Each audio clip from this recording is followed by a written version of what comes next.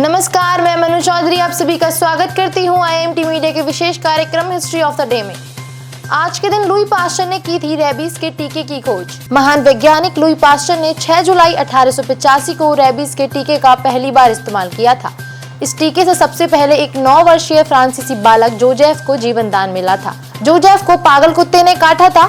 Louis Pasteur ने rabies के टीके के अलावा हैजा, प्लेग आदि संक्रामक रोगी की रोकथाम के लिए विशेष रूप से कार्य किया। लुई पास्चर के सम्मान में दूध को 60 डिग्री सेल्सियस तक गर्म कर कीटाणु रहित करने की प्रक्रिया को पास्चराइजेशन कहा जाता है। आज के दिन पहली बार किसी भारतीय को मिली थी ब्रिटिश संसद में जगह। 6 जुलाई 1892 भारत की आजादी की लड़ाई का एक अहम दिन था। इस दिन grand old man of India के नाम से प्रसिद्ध शिक्षाविद, समाजसेवी, कारोबारी और राजनीतिज्ञ दादा भाई नौरोजी ब्रिटेन की संसद के लिए चुने गए थे। उन्होंने इस चुनाव में लॉर्ड सेलिसबरी को 5 वोट से हराया था। दादा भाई नौरोजी ने ब्रिटिश पार्लियामेंट के हाउस ऑफ कॉमन्स में एक अंग्रेज के खिलाफ चुनाव जीतकर इतिहास रच दिया था। किसी भारतीय को ब्रिटिश संसद में आवाज उठाने के लिए यह पहला मौका था। एक औपनिवेशिक राष्ट्र के लिए यह मौका बहुत दुर्लभ था जब उसे शासक वर्ग से सीधे बात करने का अवसर मिले। आज के दिन मिली थी AK-47 राइफल के मॉडल को मंजूरी। AK-47 दुनिया की सबसे अच्छी असॉल्ट राइफल मानी जाती है। इसका विकास सोवियत संघ के मिखाइल क्लाशनिकोव ने किया था।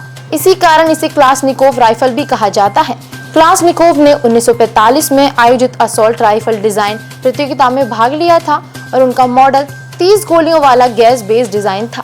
बाद में उनके सहायक अलेक्जेंडर जयस्तेव के सुझावों को शामिल करते हुए 6 जुलाई 1947 को AK-47 राइफल के अंतिम मॉडल पर मुहर लगी।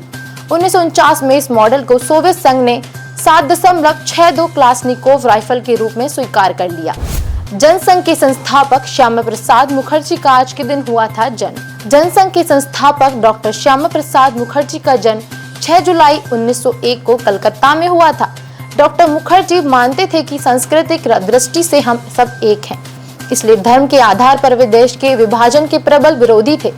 महात्मा गांधी और सरदार पटेल के अनुरोध पर वे देश के पहले मंत्रिमंडल में शामिल हुए थे, लेकिन उनके राष्ट्रवादी चिंतन के चलते अन्य नेताओं से मतभेद बने रहे और राष्ट्रीय हितों की प्रतिबद्धता को अपनी सर्वोच्च प्राथमिकता मानने के कारण बाद में उन्होंने मंत्रिमंडल से त्यागपत्र दे दिया था। आज के लिए बस इतना ही। कल फिर भेंट होगी इतिहास में दर्ज कुछ और महत्वपूर्ण घटनाओं के साथ। तब तक के लिए देखते रहिए और सब्सक्राइब करिए IMT मीडिया।